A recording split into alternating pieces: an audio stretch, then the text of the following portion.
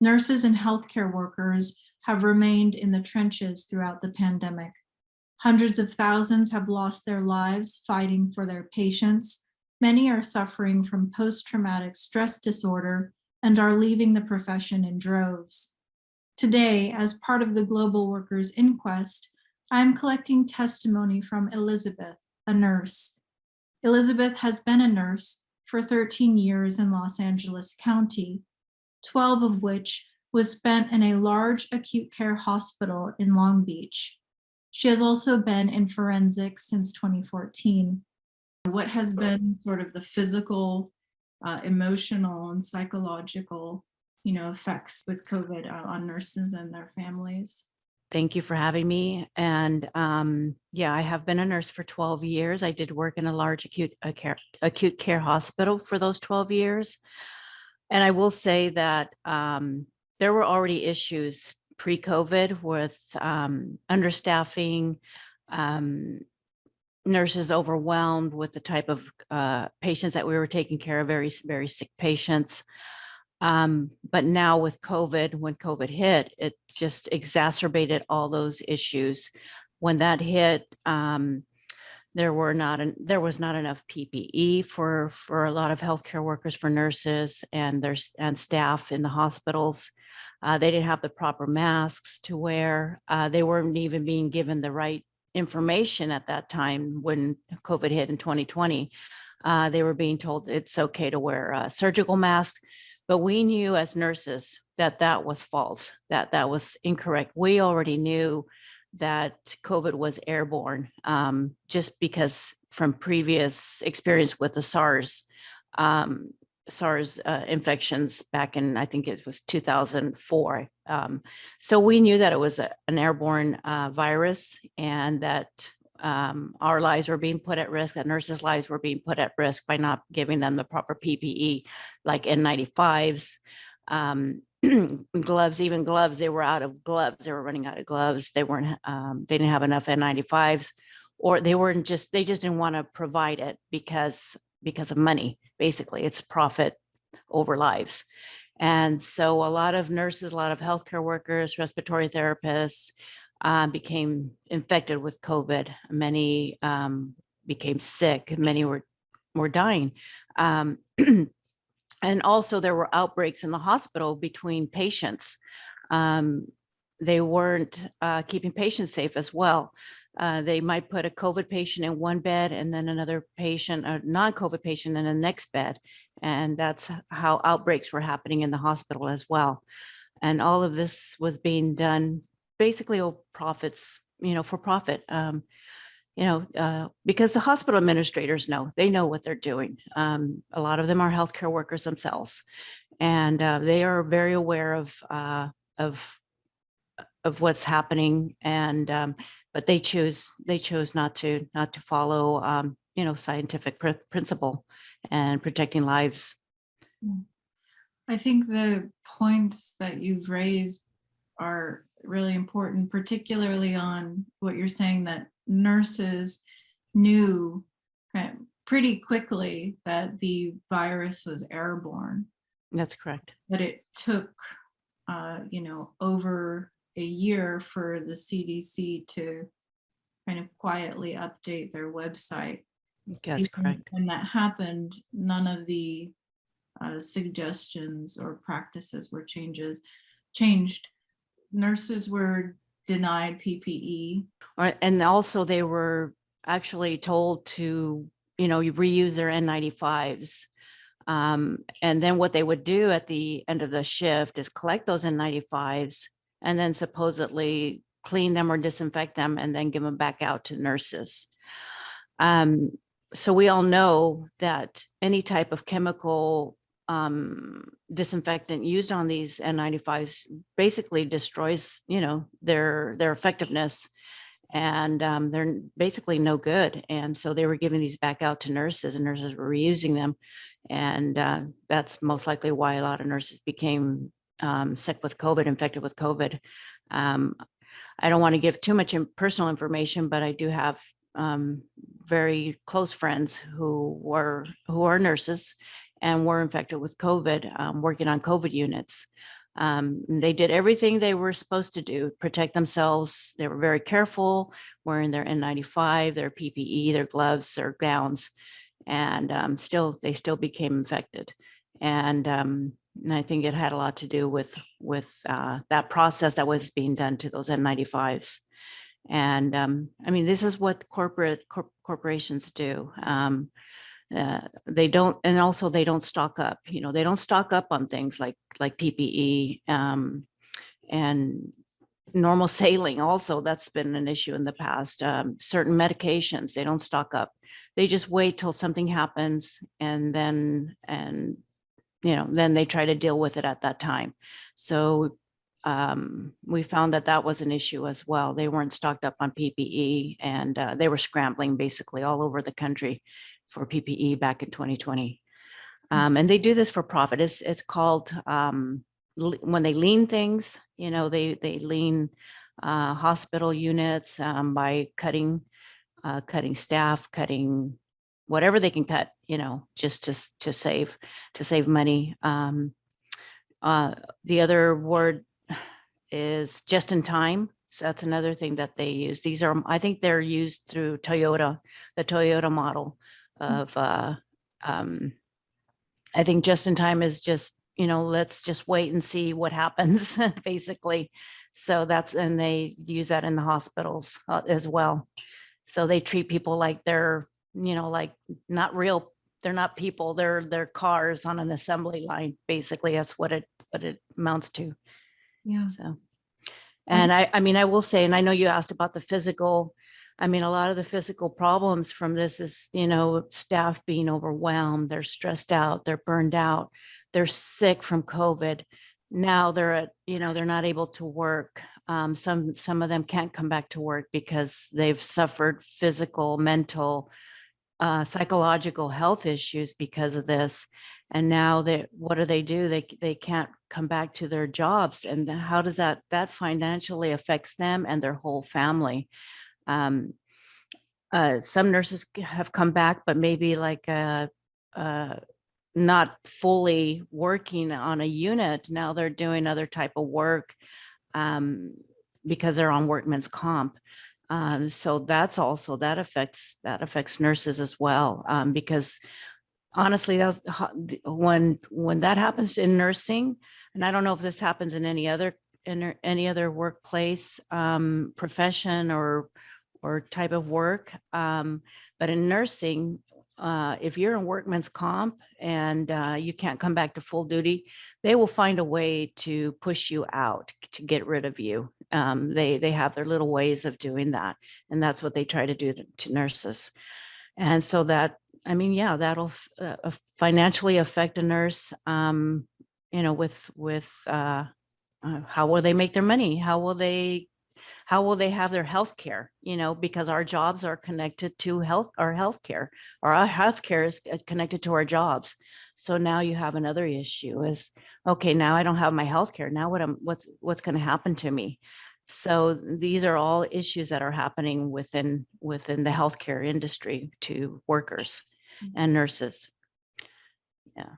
What you describe is, an entire industry of workers who are, who have been on the front lines caring for COVID patients, being given little to no or, PPE, and then once they get COVID, there are really large numbers of those who are suffering from long COVID, Correct.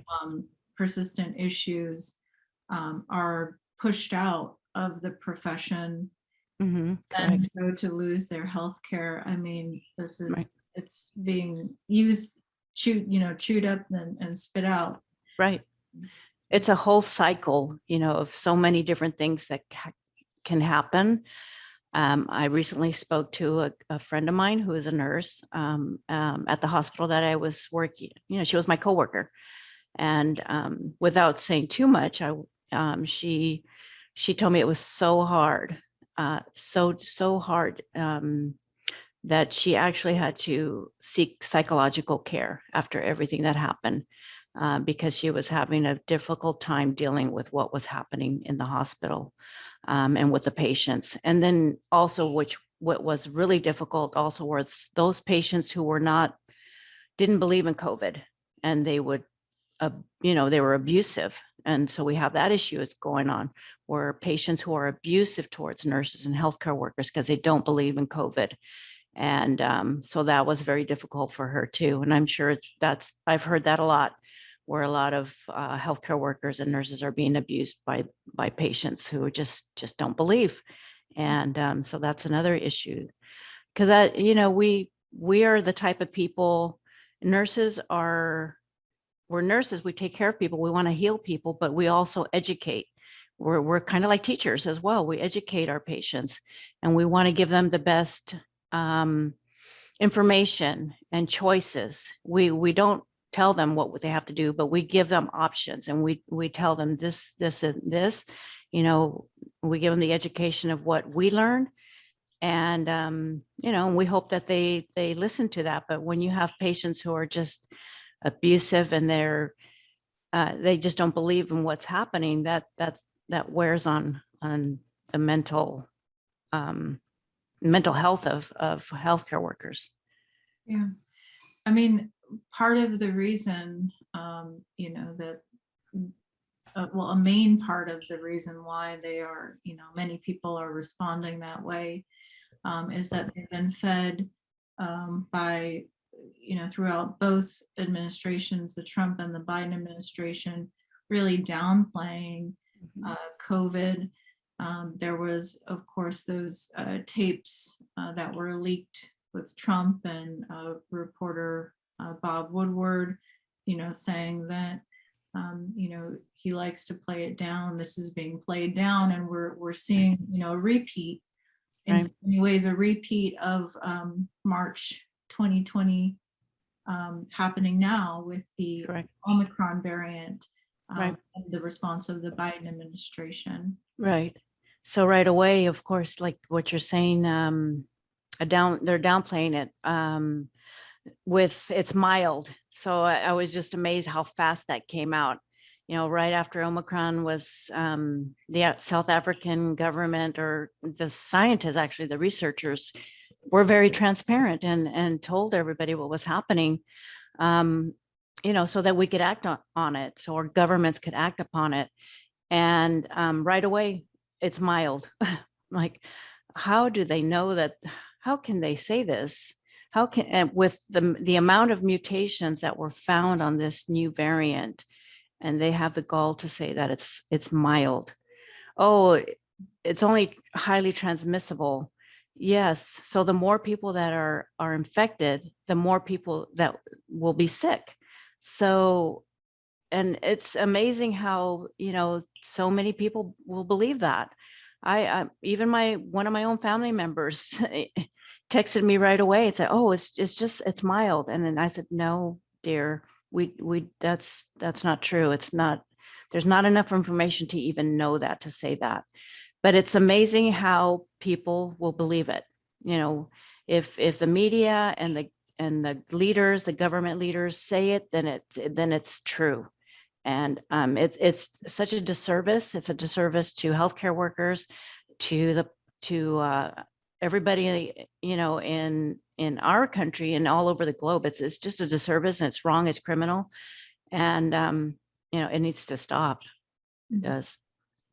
Yeah, I mean this, yeah, the designation of it, or characterization of it being mild, is, as we've said, it's not a scientific designation. It's a political one. Mhm. And it's to, yes, ensure that the markets quickly bounce back, that Right. the holidays and the travel and the profits associated Right. would all continue. I mean, what does this mean? What will it mean for healthcare workers and hospitals with this? Basically, it's chloroforming the population into thinking they can live life as Free, free as without comfortable protecting. Well, yeah, that's a, yeah, you're exactly right. It's, and that's what I have seen. It's like everybody has just Mm. gone back to normal, like it's not really happening anymore. I see people who are not protecting themselves, not wearing masks at all, not even a surgical mask. And then that's another issue too that we can talk about as far as masks. But yeah, and I just like What will this mean for hospitals? it. I mean, for hospitals, it'll mean that they'll be overwhelmed again, and we will see more people die. We will see even people who just need regular care, maybe somebody who needs surgery, like their gallbladder, their appendix has ruptured, somebody who's having a heart attack. Um, they might not get the care that they need because hospitals are overwhelmed with COVID patients. And yeah, and then hospitals are understaffed. Right now, nurses are leaving. Hospitals are bleeding nurses because nurses they're done. They've had it. They're, I'm going to go look for some other work somewhere else or something less stressful, because it's killing nurses. You know, I mean, physically, mentally, and psychologically, it's like nurses are done, and I'm sure there's other healthcare workers are leaving as well. And so, if you can't staff up a hospital, that means there's no beds available. uh, you know, I mean, a hospital can have hundreds of beds, but if you don't have the staff, then you can't put a patient in that bed. There's, you know, there's no way you can, doctors are not going to come take care of patients. I'm sorry. They're not. I mean, they wouldn't know the first thing. I mean, yes, I'm not putting doctors down. They know what they're doing, but they don't know how to do bedside care, and they're not going to come and take care of patients that way. It's just not going to happen. So who's going to be left to take care of patients? Mhm. So that means more deaths, and that's probably what we're going to see coming in the next few months. Mhm. Overwhelmed hospitals, overwhelmed staff and nurses. Yeah. Yeah, I mean, I think what you're describing is it's an open acknowledgement by the ruling class throughout the US and throughout the vast majority of the globe Yeah. of allowing the hospitals to become overwhelmed. Hmm. This creates the staffing shortage and even more um, strain on the nurses who are going to, there's already a major nurse shortage. Hmm. Um, I mean, it's like you know, it's creating this environment Correct. to leave. Yeah. Yeah. So I mean, hospitals have always been understaffed, before COVID, and I think I said that earlier. But now I know it's even worse. I know that there's some nurses who are leaving the hospital to move to other states. You know, those are nurses who don't want to be vaccinated, and they feel that if they move to a different state, then they can get out of being vaccinated. Um, there's nurses who have been moved from one unit to another unit that they're not even familiar with, that they've never worked. So that's happening as well in hospitals. For instance, I'm a medical surgical nurse, and they might decide to move me to a step down unit, which is a step down from ICU. I've never worked a step down unit, a DOU is what they call them. So they'll just throw you in there. They might give you a little orientation, a real quick orientation, and then that's it. You know, you kind of sink or swim. I mean, and that means more deaths for patients. That's putting patients' lives at risk. But that's what's happening as well, just to try to um, cover the understaffing problems that they're having now. So, it's scary. And you know, I don't think patients are aware that this is happening. And that's scary. And you want to do everything you can to remain out of a hospital during the surges, and, protecting yourself with a mask, social distancing, getting vaccinated, all those things, people should be doing. And that's not what's happening. Mhm. and that's scary. Yeah. So, I mean, de- conditions are deteriorating at hospitals for Mm, nurses, yeah. from their own safety and inadequate PPE to lack of staffing. Correct. What has been the response of the trade unions, um, the nursing and healthcare trade unions who, have, what has their response been throughout this now 2 year, 3 year? I would say their response has been basically really nothing. Really just kind of suppressing workers' voices and through pushing through bad contracts. Um, we've heard nothing from uh, the Nurses Union, California Nurses Association. I was a union rep. Uh, when I was at the hospital, I was with them for several years as a union rep. And I've heard nothing from that union as far as, standing up for nurses, standing up for patients, for other workers, worker fights. They haven't called out for anything as far as a general strike. They could do that. They have a lot of power. They have what I think the 150,000 membership, something like that, 150 to 180, something like that across the United States. Um, they are an affiliate of the AFL-CIO, one of the most powerful unions with all its affiliates. And what have they done? They have done nothing. They could be calling out for a general strike from all workers all across the country. You don't hear anything. All you hear is silence from those people. Like Randy Weingarten, who's one of the affiliates of the AFL-CIO. She's going around the country, with town halls calling for reopenings of schools. And I think what she's doing is criminal. I think what they're all doing is criminal, and they are not workers' unions anymore. They're basically have sided with by the Biden administration and corporations. Mhm. So I think that workers need to take everything into their own hands now. And, we, as workers, I believe that we're the ones with the power, and we have to stand up and say no more and stop what's happening. It's because definitely it's not going to come from the ruling class. Mhm. Yeah, I mean, and there have been so many, um, you know, fights that have begun but have been really straitjacketed by the trade unions, from the uh, how's it, Healthcare Corporation of America's Hmm. strike, which was supposed to take place Christmas Eve of last year, Yeah. which was suppressed, to the continuation of the 700 nurses at St. Vincent. The union Right. has, the Massachusetts Nurses Association has allowed them to Hmm.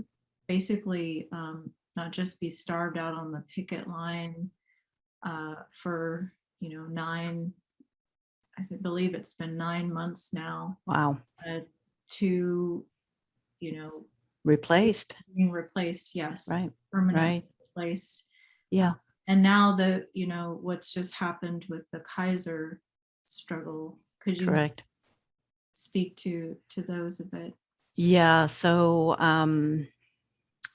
there was supposed to be a strike with UNAC, and I forget the alliance. So I guess it includes several other union affiliates, pharmacists. I think what were the engineers, pharmacists, and I know there's some other ones, but I forget. And then there's, it would have been a humongous strike. I mean, humongous. It would have uh, included several states across the US and including Hawaii, I think. So they definitely were not going to allow that to happen. I mean, I was surprised that they were even talking about it, about a strike coming up. Because in my experience, I mean, our strikes with California Nurses Association have been suppressed, so I was surprised that it was even allowed to go that far, but it did. And I wasn't surprised when at the last hour that they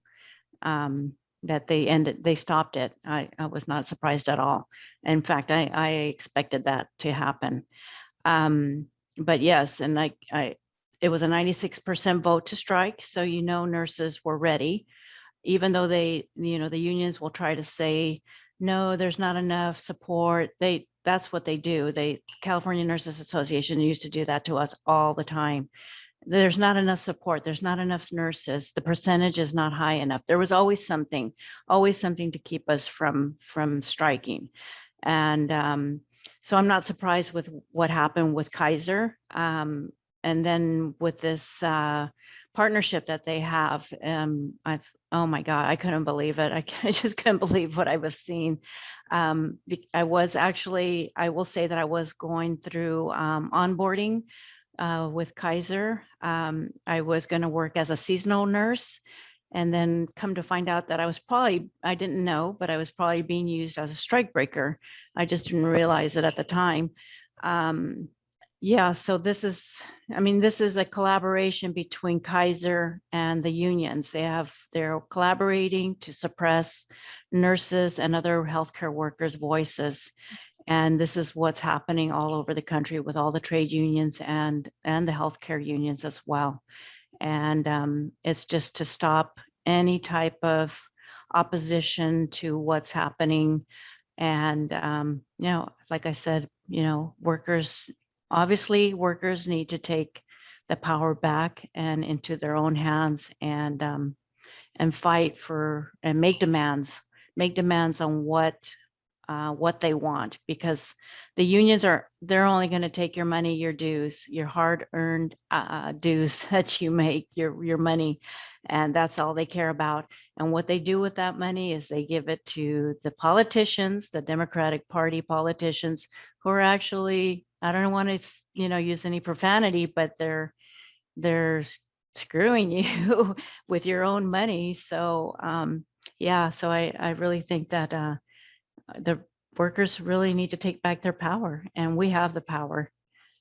So Yeah, significantly about the Kaiser struggle that you're describing, in that, in the recent weeks leading up to this, their Kaiser workers have formed a rank and file committee.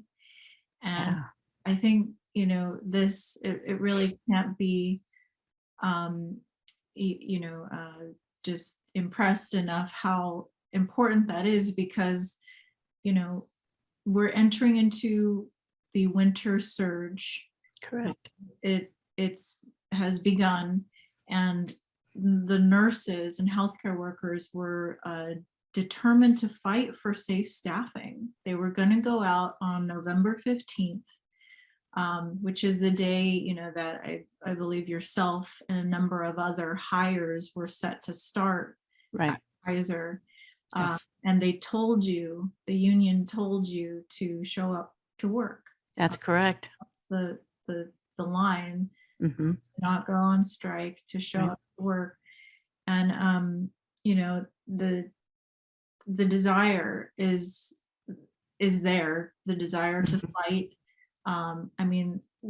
Nurses, healthcare workers do not want to relive the horrible, scenes of ambulances snaked around buildings, Right. determining who gets to, access to care or not, people in hallways, in, gift shops, Right. patients, Cafeterias. areas. There is a real desire to fight against this. Right.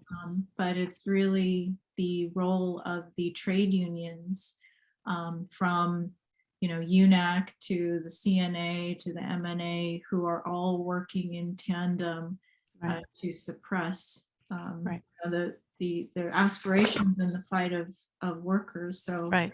Right. it's really, the desire is there, and Yes. and for that, workers have to build rank and file committees, and it's significant that the Kaiser committee was founded Yes, And all Kaiser workers, listening, should contact us to join. definitely. And Yes, any and all healthcare workers, because the issue is, of course, not contained to a single health system. exactly. Exactly. I agree. I did want to get back to the question of the um, you know airborne nature of the virus. I think that this has been such a critical element of scientific understanding of Mhm. the virus, which a number of prominent, like aerosol scientists, physicists, were warning against, wrote a letter to the WHO, I believe it was in May 2020, that this be designated as an airborne virus. Correct. As a result, so many healthcare workers, I thought the point you made about the reusing N95s is Right. significant. We had a recent interview, part of this inquest, with mask expert Nicholas Smith, who said, Yeah. I believe some $400 million at least was spent on washing N95s, or Right. but that breaks their seal. It Mhm. ruins their seal. And so basically nurses were in the trenches without Protection. mm, Right. Right. Yeah. So I watched the interview with him, and I think it was, I'm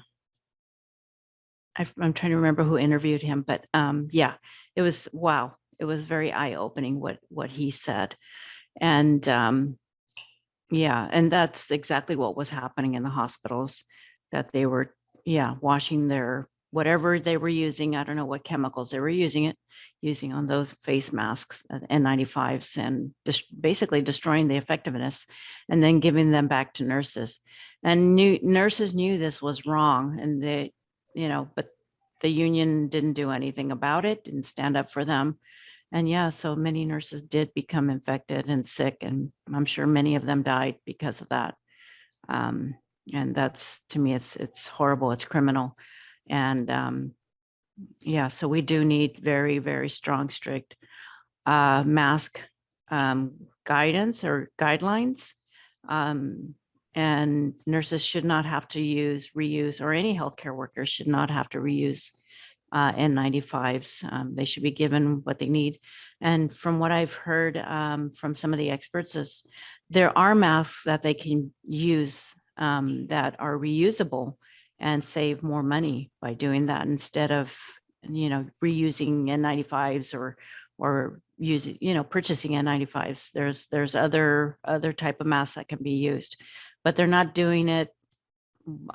The reason, the only thing I can think of is because of money. I'm not sure why they wouldn't want to use something that's reusable and probably less expensive. Yeah, so I'm not really sure what that's about. Only I can think of is because of profits. yeah. So No, it's true. And what you're referring to, Nicholas Smith, really emphasizes the elastomeric respirators, yes. which um, he cited are used at institutions even that study infectious disease, and the scientists and the workers wear these elastomeric respirators Hmm. and are not, or haven't become infected, Right. though they work with deadly and dangerous viruses every Hmm. day. But yeah, these, I mean, elastomeric respirators, and even better, P100 or N100 masks Hmm. were not made available to healthcare workers. I mean, you know, that's Yeah. a major issue. What else could have been and should have been done to, or steps taken, made to protect workers, and just the society at whole, to significantly, reduce um, loss of life. Well, I think now, because I know more, and because it is airborne, it, they should have been telling everybody to wear N95s. Like, the whole population. And that could have helped as well, the spread in the beginning in 2020. But they were telling everybody to wear surgical masks. And then really what they were telling just regular, non-healthcare workers, or, just the regular population, Americans, they were telling them to just wear cloth masks. So we know now that's incorrect. That cloth masks are not any good. They don't stop the virus at all. And then I remember they were also saying double mask, and that has been found to be false as well. And so really what they should have been telling everybody is to wear N95s, and that probably would have stopped the spread of the Wuhan, or the wild type of the virus in the beginning. But, everything was so disorganized. There was so much bad information. WHO and CDC, just didn't want to say that it was airborne, which I believe they knew that it was. They just didn't want to be transparent, and didn't want to tell the population that it is an airborne virus, and it does spread through small particles in the air. And so unfortunately, they allowed themselves to be politicized, and by both Trump and the Biden administration. And even to this day, they're still not being very transparent with that. And so people just believe that these surgical masks or cloth masks are enough to protect them, and it's not. And then also the distancing as well, how they spread this false information of now 3 feet is safe, which is not.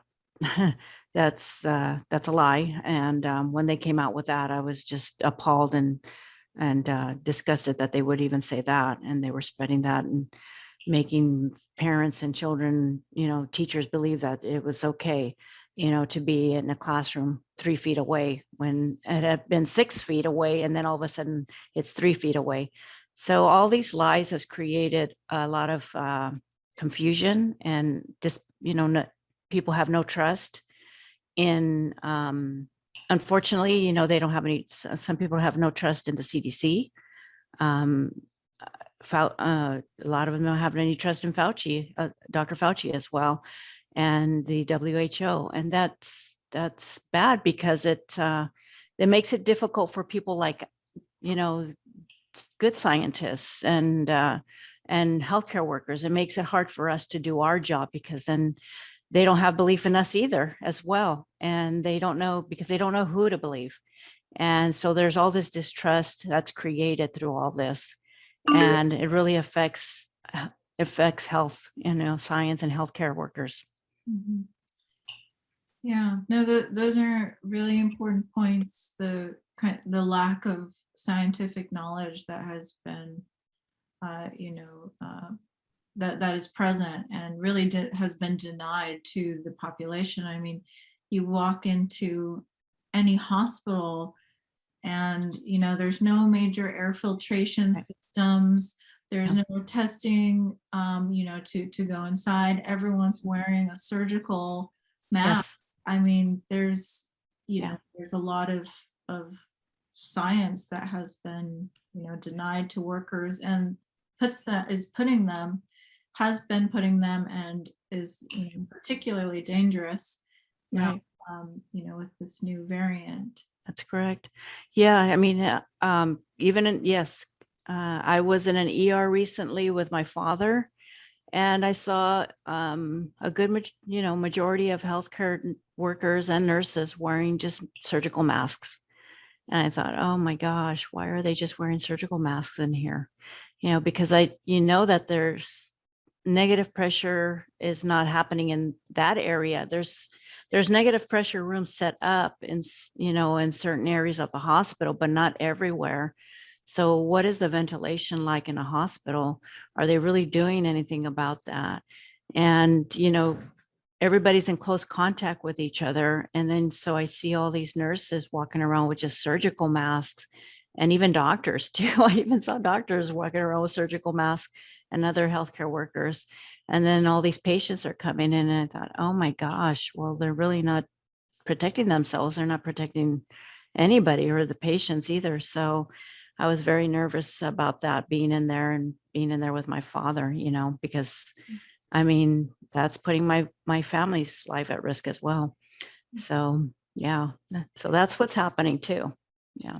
Could you say what usually happens when dealing with other highly infectious viruses? What is the protocol at hospitals, and how does that compare with how COVID's being treated?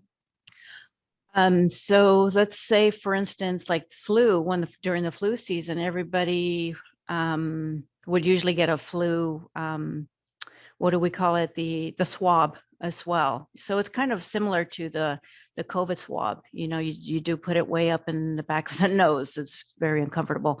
So we would swab patients, and then if they were positive for the flu, we would put them in an isolation room. If there weren't any isolation rooms available, because that is a possibility in hospitals. Sometimes there are not enough rooms available to isolate somebody for that. So you just put them in another room, single room, no, a double room, sorry. And then you might, what we call cohorts. So we cohort them with another patient that has the same flu or has a flu virus with them, and then you isolate them in that room. So that's the protocol of what we would do at our hospital. But yeah, I mean, we would isolate them as much as we could. As far as like a virus or like TB, for instance, or measles. Sorry, my husband. So TB or measles, there were special rooms for that, negative pressure rooms, and on different units. Not on the particular unit that I was in, because we just didn't take care of those patients. So in a different unit where there were negative pressure rooms, and those patients like with TB or measles would definitely go into those rooms and be isolated. Is Yeah, so is there a similar response being taken with COVID patients? Are they being put in negative pressure rooms? And probably no. What they're doing is they're making COVID units. So in other words, like where I used to work, I was a medical surgical floor on a med surg floor, and so on one of the hallways, what they do is they make that whole hallway, which may be about 20 rooms, 22 rooms possibly, a whole COVID unit, and they close it off. They prepare it. And that's where they put all the COVID patients. Now, there's no it's not negative pressure though, okay, because that's just impossible to do. So it's not a negative pressure unit, but I guess they put some type of, I don't know what they put in there, like certain type of fans or something like that. I'm not really sure. And then they have doors, like doors that are set up to keep it closed off from the rest of the other unit, because there's a respiratory hallway, and then there's another med surg hallway as well. So they have to try to keep it somehow separate from that. Yeah, so that's how they're doing it. And I guess they have what they call anti rooms. So where the nurse goes into a room, he or she gets their PPE on, and then they go inside the patient's room. And then once they come out, they come into that room, take everything off, and then they come back out into the hallway. You could say the major hallway of that unit. So that's how it's being done. But there's no negative pressure ventilation as far as I know that's happening there. So it's, I mean, you could still be infected. You have to be very careful. But being in a COVID unit for 12 hours, I mean, that's a lot of viral load all day long. And so there is still some risks. And so to me, if anybody's working in a COVID unit, they should be given like PAPRs, those respirators, those special respirators that kind of look like, like um, they're like helmets, and they have, like oxygen being blown in. So those are special respirators that are used for that, and that's what they should be given. But I know that that's not what they're being given. I've seen the nurses that I've worked with take pictures of themselves, and what they're wearing are N95s and then a surgical mask over their N95s. That's what they're being given. So they could have been wearing PAPRs as well from day one if had those been provided. And yeah, they should have been given PAPRs.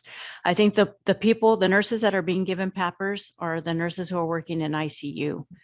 They are the ones who are being given the PAPRs. But they're not providing it to, like, say, for instance, medical surgical nurses who are in other units working the COVID units. Yeah. Yeah.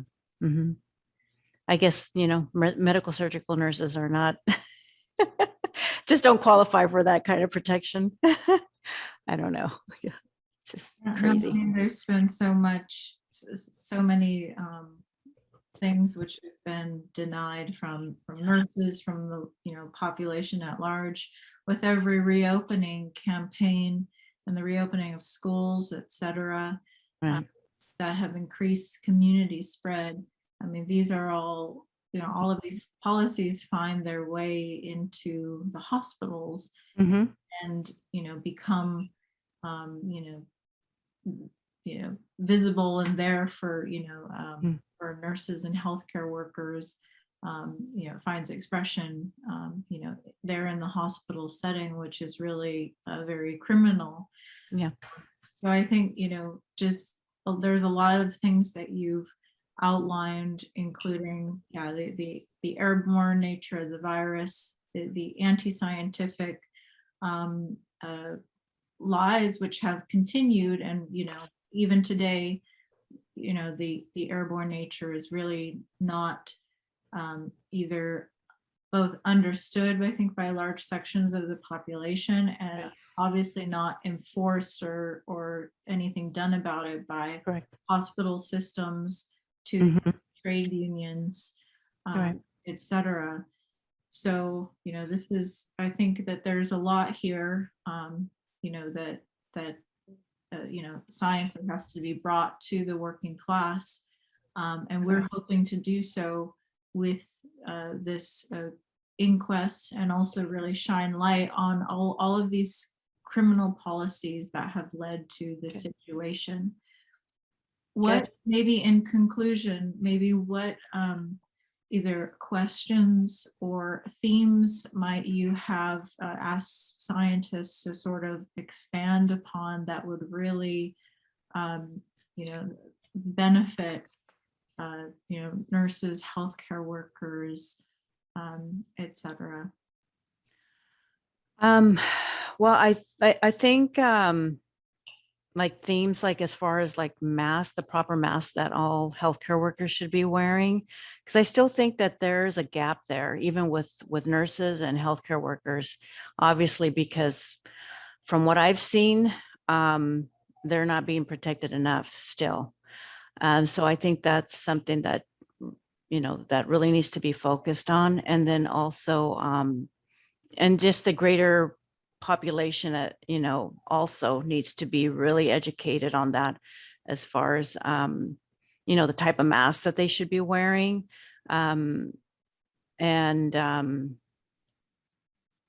Yeah, so I think that's one thing. And I'm trying to think of what else would be, I think I did write a question, but it's, my question also for scientists is, do you think we will have to take a vaccine every 6 months? I mean, until eternity. I mean, kind of like the flu vaccine, like for me, like as a nurse, I have to take a flu vaccine every year to be able to take care of patients, especially if you're working in a hospital. Either you have to take a flu vaccine or you have to wear a mask. So that's nursing and healthcare workers. Now, as far as the the greater population, I mean, I guess that's, that's a choice if they want to get vaccinated or not.